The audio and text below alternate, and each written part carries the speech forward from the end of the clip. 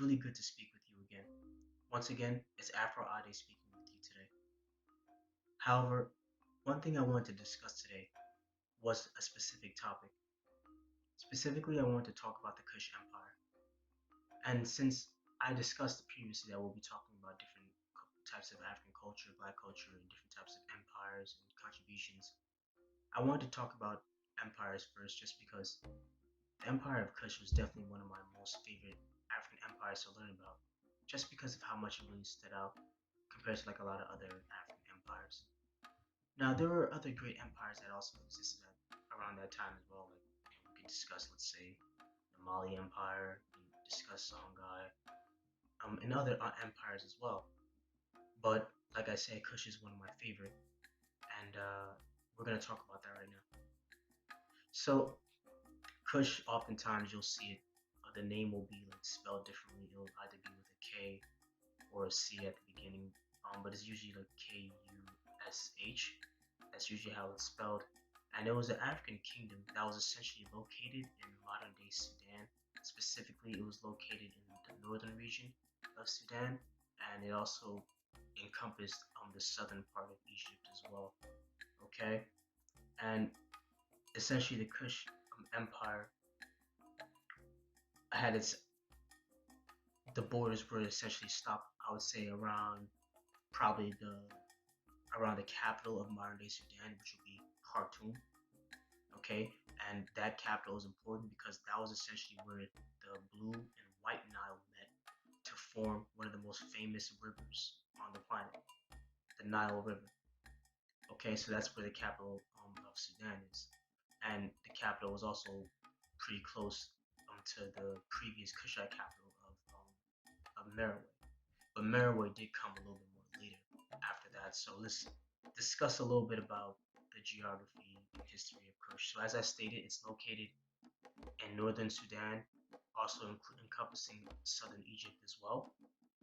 And we do not know necessarily where the name Nubia comes from, but what we know is that the inhabitants of the Kush Empire were originally called Nubians by other foreigners, by other people. But it is good to note that the Egyptians didn't even refer to their southern neighbors as Nubians, and the Kushites didn't really refer to themselves as Nubians either. Those names, or Ethiopians for that matter as well, those names came mainly from just Greeks and other foreigners that, to be fair, didn't really understand the people or the culture and just were going around naming everybody like anything that they came across. Like for example, we'll discuss it a little bit later, but when the Greeks invaded Egypt, they called it Egypt, and it wasn't called Egypt. It was actually called Kemet, which meant black land by the people. Okay. Now, to go a little bit more deeper into that, some people think the name Nubia comes from the word Nub, which is Egyptian for gold, but there's really no name for it. But essentially, just for like purposes of this video, let's just call them Nubians. So the Nubia in general was actually a region, and it encompassed a significant portion that the Kush Empire like had inhabited, which would be southern Egypt and an area similar to the ending of Khartoum, which is once again the capital of Sudan, and it also encompassed parts of Ethiopia, specifically modern day parts of Eritrea, as well as modern day Ethiopia. Now, you're probably getting a little confused because I've used Ethiopia, and it sounds like I'm talking about two different groups of people, right? Okay, so Ethiopia, when the Greeks and Romans referred to Ethiopia, it's good to note that they actually weren't talking about modern day Ethiopia. They were actually talking about Sudan because those were the people they often had in contact with.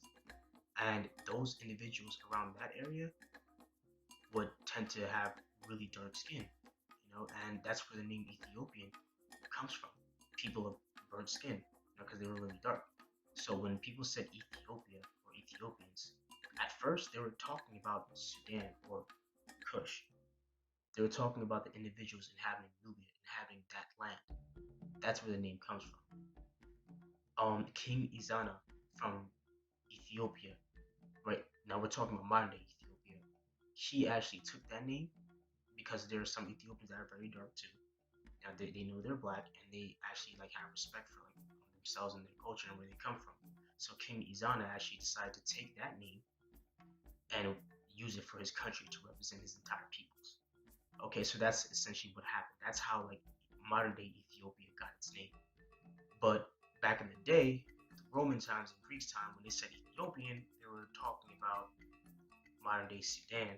They were talking or like previous Nubians or Kushites.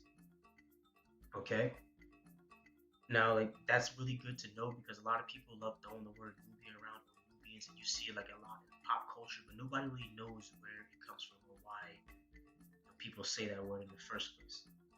Or few people essentially know that like who the people who the Nubians are referring to are.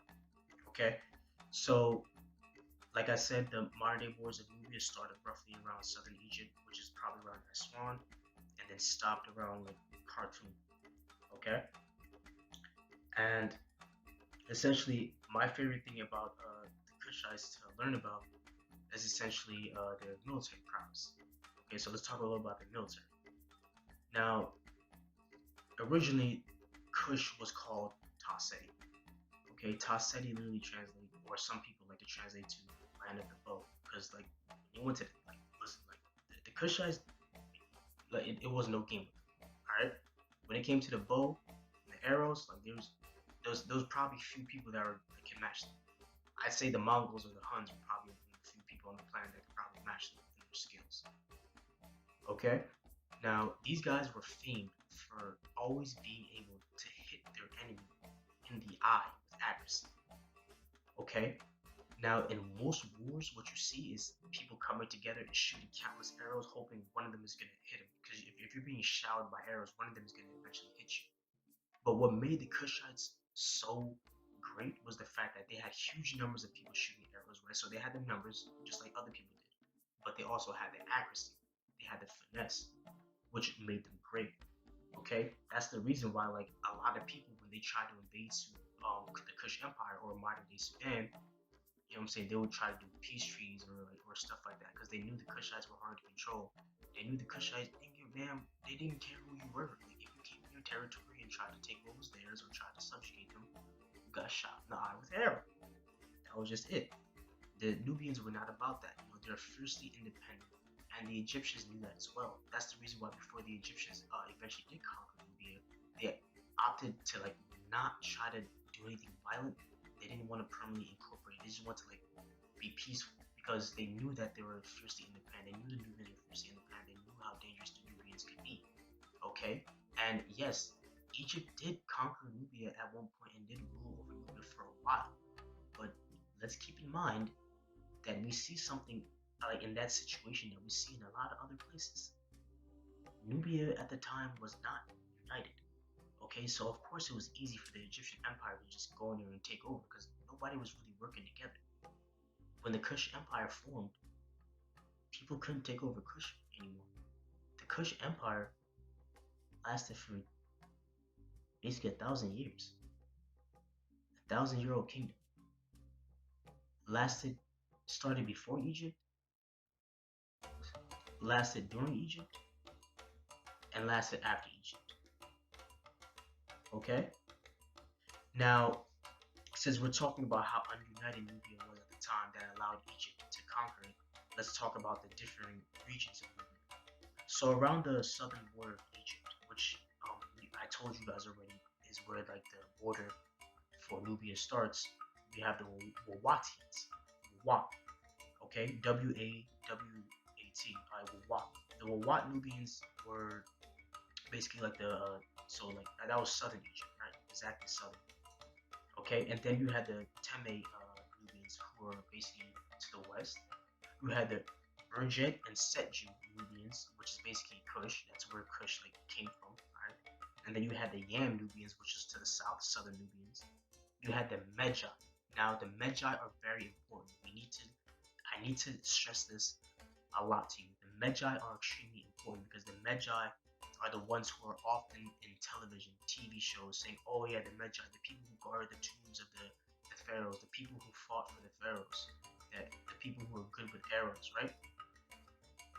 These are the Magi. The Magi were the Eastern Nubians, and they predominantly resided in the Nubian desert. Okay, their home was called Medja. Right, so they're the Medja. Right, they're very great for like their marksmanship. Right, like I said, the eye. Right, they aim for the eyes, and they always often hit the eye. Okay, the Medjai are probably one of the most famous Nubians out there, just because of like how well documented they are. They were also known for being the most friendliest Nubians to like the Egyptians as well. Partly because they were they were pretty much Egyptianized, so that's probably why they would be considered to be like the friendliest, and they often were employed in the Egyptian military. Okay, and then you also had the Nubians from Punt, which once again would be modern day Ethiopia. Okay, to the southeast. All right, around and Punt was very important because it was a contemporary of ancient Egypt and Nubia. It communicated with them a lot. You know what I'm saying? Like Nubia, Egypt, and Punt were very intertwined and were essentially part of the same empire at one point. Okay? And Punt is very important because once again, let's talk about Ethiopia again. Punt, the exact location is not known, but we know for certain, for a fact, Punt was located around present-day Eritrea, Ethiopia. It was located around that area. We know that for a fact. Okay, that we know for a fact. Now, the Nubians, at some point, at the end, they were so good at what they did. Like I said, they were eventually incorporated into the Egyptian military a lot. And the Egyptians weren't stupid. They were like, all right, so let's try to pay these guys, hire them, so like they at least don't rebel against this. Okay, because yeah, Egypt eventually like defeated Nubia, but was stopping it from rebelling again. They needed to figure out a way to control like the Nubians. So after they conquered the area and built a couple of forts, they started to enlist some of the Nubians to pay them. Okay, and it's the same method they used against the Libyans. The Libyans are like essentially they would be to the west of Egypt.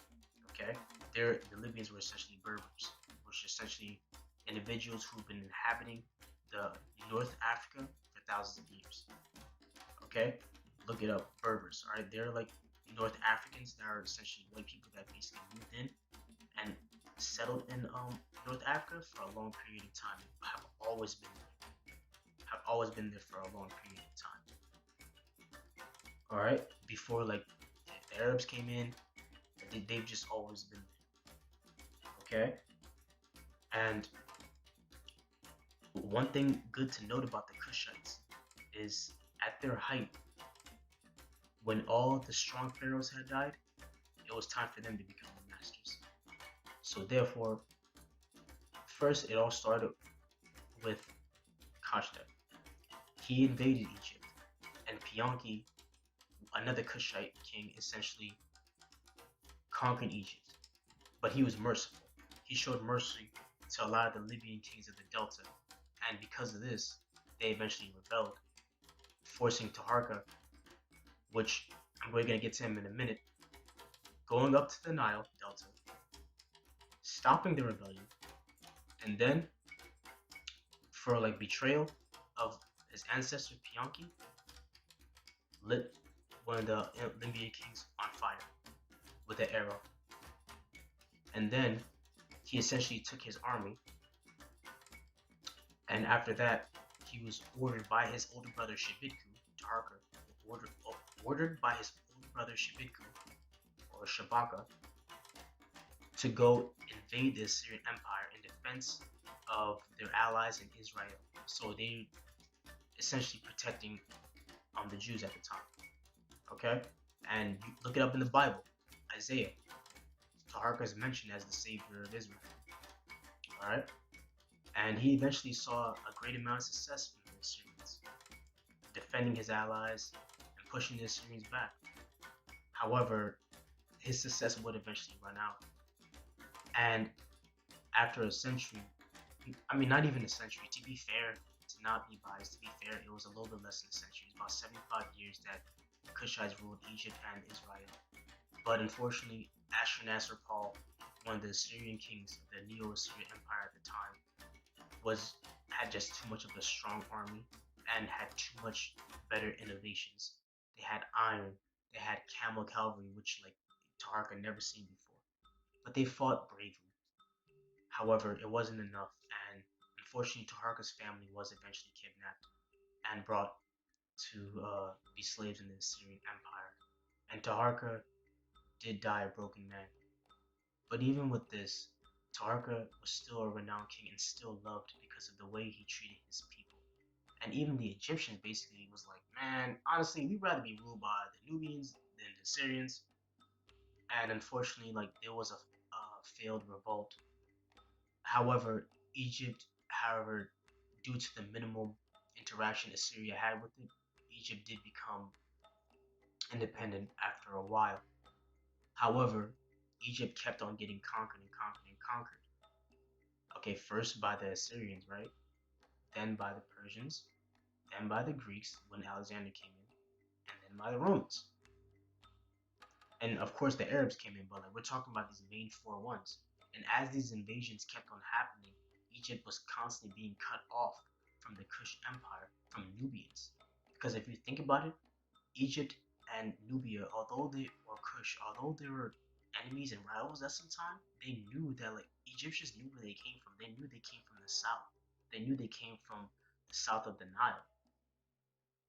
You know what I'm saying? And they said like from an area called the Mountains of the Moon, which is around Uganda. That's where they originate from. They knew that.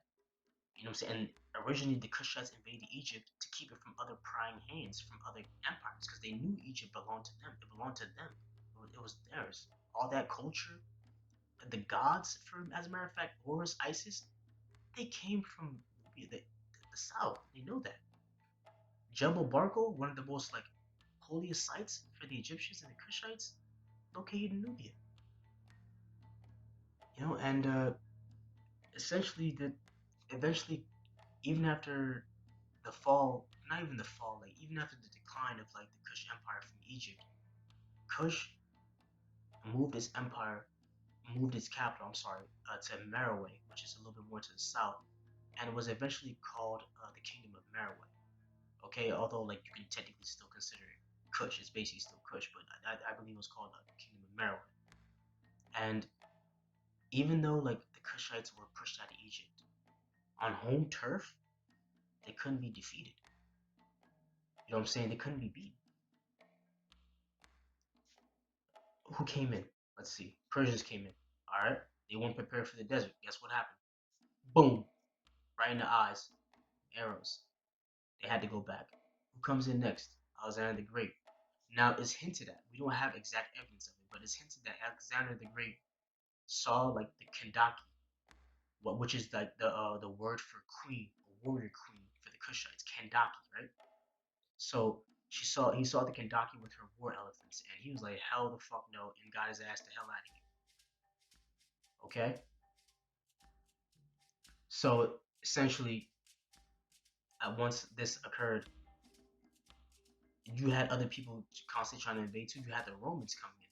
Now, like when the Romans came in, Rome was powerful, and the Kushites wasn't trying to go to war because they're like, "Alright, Rome is strong, and whether who won or not, it was gonna be mad costly." All right, so they're like, "Alright," so the Romans forced them to pay tribute. They're like, "Alright, cool, that's fine," but they broke the treaty that like a Queen of Monterinus' mother had made with like the Romans, and so like they retaliated with success. And the Romans eventually retaliated with success too. But through warfare and strategic political maneuvering, the Kushites were able to ensure perfect friendly terms and essentially a peace treaty that was more in favor to them, which made them essentially pretty happy. Okay, and once again, they prevented their country from being invaded, and they kept their pride intact as well, protecting their people. Okay, and the funny thing is, on their home turf, in their own land, as far as invasions from other countries, Egypt was never not Egypt. Kush was never conquered. Kush was only conquered by another native country, which is Axum. And Axum was Ethiopia at the time. That was the Ethiopian Empire at the time when they invaded Kush. All right, now like it's speculated. Nobody really knows what happened to the Kush Empire, but the Axum when they invaded, they didn't notice any Kush monarchy or whatever. You know, as a matter of fact, when King Azana campaigned, he didn't mention anything about any Kush or empire or anything like that. So it's possible that the Kush Empire could have died out even before that the kingdom of Axum invaded. But nonetheless, we'll just go with contemporary times and say that Axum brought the Kushite Empire down. You know what I'm saying? But what I always like to say is this. I'll say it again. The Kush Empire, or Tasseti, or Nubia, started before Egypt, okay, during Egypt, and lasted after. A lot of people like to say Egypt was one of the first civilizations. Technically speaking, you can even like look it up online. Tasseti was earlier than Egypt. Okay, it's just that like they were doing like, a lot of more advanced stuff like before Egypt as well. It's just after a while Egypt became a lot of the focus. Okay, and I guess one thing I would definitely also like to mention is essentially Egypt, no, not Egypt, Kush is a 1,000-year-old kingdom that deserves a lot of respect. Okay, because people like to say, oh, like let me go smoke this Kush or something like that, or let me go do this, not even knowing where it comes from. You know what I'm saying? And to add on to even that, if you want to learn even more about the Magi, the warriors of Egypt, you should research some stuff about the Beja tribe, Beja, the Beja tribe, because they, like I said, the Magi were so well documented that we now know who their descendants are, the modern day Beja tribe.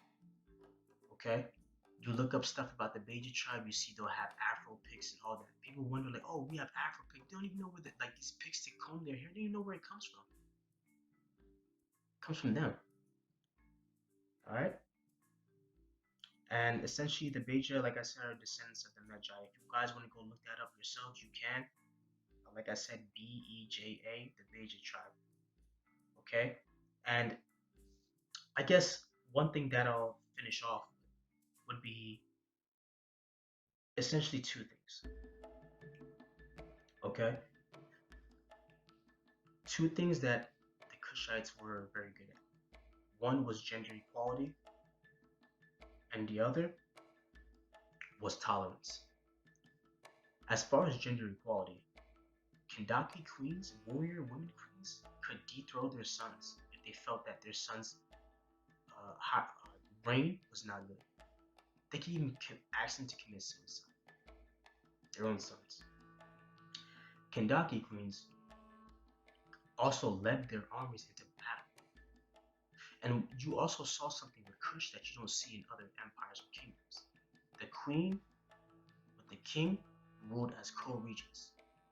Okay, it wasn't like oh the king was like, you know what I'm saying, he was tough, he did all the work, and the queen sat there and looked pretty. No, they both ruled equally. As a matter of fact, when the Kush Empire invaded Egypt and ruled Israel, Egypt, and Sudan, the king would rule in Napata, which was at the time the capital in modern day Sudan, or the capital of Kush. And the queen would rule in Thebes in Egypt, or Thebes is the name that the Greeks gave it, but the Egyptians called it Luxor. Okay, so the queen will rule in Luxor. Okay, so that showed the unity and the co-regency. Okay, and the last thing I want to speak about is the tolerance. And you can really learn about a country depending on its tolerance for other foreign peoples, cultures, and ideas. And the fact that in the Bible, in Acts, it says that a Kendaki queen was let one of her eunuchs go worship in Israel. Okay, specifically, that's what the verse said around there. It mentioned how the queen had one of her eunuchs go worship in Israel, right? That's all we literally need to know. And the reason why that's all we need to know is because at that time, especially around that turbulent time with like religious wars happening, if you're a country that essentially lets your eunuch or whoever you want go worship any place that they want, especially if that religion is not even your religion, then that just shows how tolerant you are. Okay, because at this time we know that the Kushites were still worshiping some of the Egyptian gods or some of their own gods that were not Christian or were not Muslim. Okay, and for them to go ahead and do that shows just how tolerant they were and just how well they treated their people. Okay, tolerance is very important. All right, now empires are not just about war and all that. It's also about society, culture, how you interact with your people, what do you teach your people, what do they learn.